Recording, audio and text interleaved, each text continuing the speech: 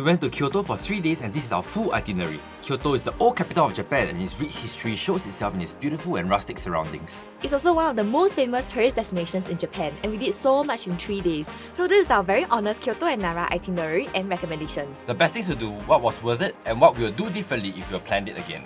The first stop was Fushimi Inari Shrine, the shrine with the famous rows of orange red torii gates. Kyoto has many iconic places where you recognize from your friends' Instagram posts, and this is definitely one of them. It was also very crowded. There's a lot of people. It's people everywhere. This place is genuinely beautiful but very hard to take nice photos without people inside, especially at the entrance and lower sections where there are more people. They say that the further up you go, the less people there will be and then the better photos you can take. So let's see how long we can last. If you walk further up, the crowd thins out. The only problem is you have to walk further up. And there was a lot of walking to do. Okay, this is where everyone is going. Wow. It's quite pretty, but it's very crowded. So photo tip, either wait for gaps, shoot tighter, angle upwards, or just accept that your Kyoto memory includes other tourists. And the gates are also not just decoration. Many are donated by people or businesses and you can see their names written on them, which are very interesting. I read in the book, in the tourist book, that each of these gates were donated by people who got their wish fulfilled by this place. We also passed some mini torii area And we saw some students praying for exams, which is super cute because it looked like a school trip. and a spot that you can recreate a Jujutsu Kaisen scene as per what they drew in the manga. There was also an opening where you can take a break and view the beautiful scenery and take many nice photos of the view. After all the climbing, we were so tired and hungry, and we gave up climbing to the top. We found a restaurant to stop by and eat. This rest stop was actually one of the nicest parts. It was a traditional wooden building, tatami-style seating, mountain view, and food that tastes better just because your legs are tired. And because this is Mount Inari, we really wanted to eat Inari sushi here. But it's all sold out because everyone wanted to eat Inari sushi too. So if you really want to eat Inari on Fuji Inari, you must come earlier or bring your own Inari.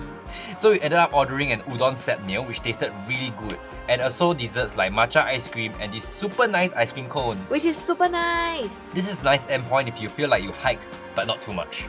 We went on the mountain afterward, but there's also a market area below with more stores where we finally managed to eat Inari. Yay! And he had some Wagyu beef and we also bought snacks like this childhood drink which he drank. After that, we went towards the classic old Kyoto streets around Ninenzaka, Sannenzaka and Kiyomizu-dera, which is the temple area.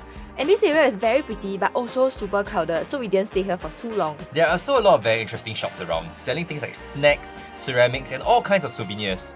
We even bought furikake seasoning as souvenirs. We also visited the temple at night, which looked really beautiful. And there were a lot of rabbit-related stuff here. I think people come here to pray for relationships, love and fertility, because rabbits like to reproduce. And the dinner was Gyukatsu, which we chanced upon it because I saw good ratings on Google, and it became one of our favourite restaurants in Japan. They serve the beef katsu rare, and then you cook each piece on a hot stone to your preferred doneness. We love it so much and we still think about it to this day. And the next day, we went to Uji, one of the quaint small towns near Kyoto known for its matcha and beautiful scenery. I think this is also the birthplace of matcha in Japan. And the queue for the famous places were too long. So we are here at one of the top tea houses in Uji, which is the town of matcha in Japan. And we tried to go to the main branch of this, but the queue is over 3 hours long. So we found another branch by the river, but it turned out to only have dessert, so we're gonna eat dessert first, I guess. So a tip for Uji, if you want to go to the famous matcha places, you should come earlier, or you can choose a less famous spot if you don't mind. So we decided to start with dessert first, and we were lucky to get a seat with a river view, so we ordered a bit of everything to try. And the tall matcha ice cream was my favourite. Overall, everything was so matcha. Very strong and very fragrant matcha taste. This is the most matcha-ness I've ever matcha before. Some might even say matcha-tastic. After that, we walked around Uji for a bit. It's a small quaint town and the river view is probably the real reason why the whole area feels so pleasant. So for lunch, we ate even more matcha, which is the matcha soba with tempura. It was quite nice to sit down and also look at the river. All the food are matcha themed, it's so cute. So from Uji, we continue on to Nara. Uji and Nara are quite near each other, so you can visit both together in one day, but you have to either set off earlier, if not, you'll end up rushing like us. Nara is known for the deer, and they are everywhere, at the park, near the paths, and sometimes even on the roads. And there are road signs to ask you to watch out for flying deers. And the bus sometimes has to stop and wait for deers to pass. So we bought tickets to go into the hill area to take photos with deers. The deers are cute, but they're so very realistic. If you have a deer biscuit, which I think is called Shika Senbei, they love you. But if you do not have shika senbei, they will judge you and walk away without hesitation. Next, we decided to climb up the hill and catch the sunset.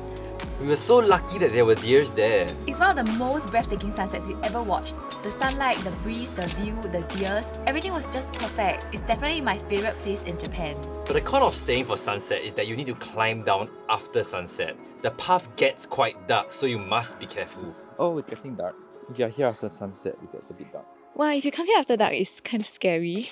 You must really watch your step. Also, it's darker in person than in camera, I think. I can see the subtle, warm embrace of the glow of the setting sun. But I don't know how long that will last for. Overall, it's one of our favourite places in Japan. And after that, we were extremely hungry. So we found a small cozy Japanese curry place that was recommended by my friend. And this ended up being one of the best meals of the trip. Very tasty, very comforting. I don't even like Japanese curry, but this is really super good and I will totally go back to eat again. Then we checked upon one of those small night market areas in Nara, which felt like one of those super lucky travel moments you do not get to really plan for. There were interesting stores there. I bought some vintage clothes and there are also food stores where Dylan bought more food to eat. And that was the end of our day. And next day, we started our day off with the highly anticipated Kyo-train Garaku, which is basically a themed train between Osaka and Kyoto. Each carriage has a different Kyoto seasons-inspired theme, so it feels more like a mini attraction than a normal transport. Today we are taking the special train to Kyoto from Osaka, which is the Kyo-train Garaku. And we're on board the winter cabin now and it's quite cool. It has like a cool tatami kind of theme. And like each of the different trains have different designs and you can find them on the website. And we really recommend you to take this train for the experience. If you want to take photos with less people around you, you can take the train back from Kyoto to Osaka, which was basically empty. We then went to the Kyoto Fish Market and Nishiki Market, and we wandered through the markets and the shopping streets. There are a lot of interesting shops around here, like ceramics. We bought these cups for our future house, and also souvenir stores, which I bought my super cute rabbit pouch from. It's currently my all-time favourite pouch, and I want to go back there to buy more rabbit pouches. There are also rows and rows of gachapon machines. You can gush your heart out. And I really wanted this super cute bunny keychain, so we were so lucky to get it on the first try. No way, it was a second try. So anyway, we got a cute chicken and a rabbit. The next famous Kyoto destination was Arashiyama Bamboo Forest, with the river, shops, bamboo forest, and the very postcard Kyoto scenery. The river area was honestly one of the nicest parts. Look, it's my bunny and the chicken. But anyway, we took a boat ride, and halfway through, another boat came up to sell snacks. Like a pirate ship, but instead of stealing from you, they sell you food. What? So we bought a dango and also many other food, and we took so many photos here. We are done with the boat ride! It was like a short 30 minutes, but I think it's really worth for the money. And also, the dango was really nice. Oh, and a tip if you want to go, I think it's nicer if you sit at the end of the boat so you can take pictures without anyone inside. So, boat tip, if you care about photos, sit near the end if you can. You get cleaner angles without everybody else in your frame. And then we went to the famous bamboo forest. It is super beautiful, but the bamboos are so tall and the path is so popular. Taking a clean photo is super hard, not as easy as what Instagram makes it look. So either go early or wait for gaps, or point your camera slightly upwards so that the tourists disappear. So there's not much to see here, just bamboos, but still nice. And there are also people cutting bamboos for some reason. Or you can say bamboozle. So that was the end of our 3 days Kyoto itinerary, and here are our honest reviews and recommendations. Fushimi Inari is worth it, but walk further in for better photos. Uji is really nice, but the famous matcha places can have very long queues. And Nara's sunset is so beautiful, but remember to bring a light and also buy deer biscuits earlier. The Kyo-train is a cute bonus if it fits your route. And Arashiyama is worth more than just the bamboo forest, and the boat ride was honestly one of the nicest surprises we had for this trip. If we did this again, we would probably slow down and split some of the places across more days. But as a chaotic Kyoto-Nara highlights trip, it was really fun.